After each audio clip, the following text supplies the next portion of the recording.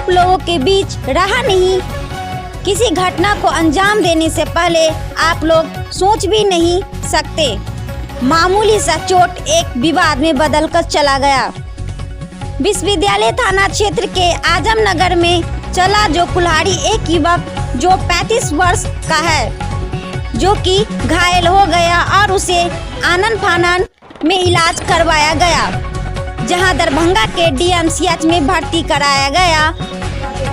कौन है त्याग, नाम क्या है?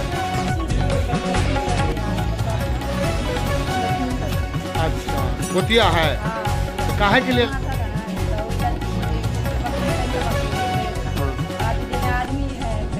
हाँ। तो बकरिया के लिए लड़ाई हुआ। हाँ।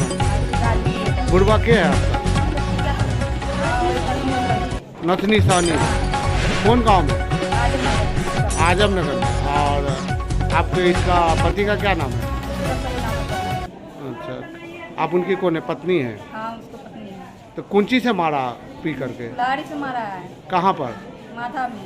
माथा में? हाँ, माथा फट गया है? फट गया है। क्या बोला है डॉक्टर? डॉक्टर बोले भर्ती करने के लिए। भर्ती हो गया? हाँ, इलाज चल रहा है? इलाज चल रहा है। कितना उम्र होगा आपके पति का? 30 वर्ष। 30? हाँ।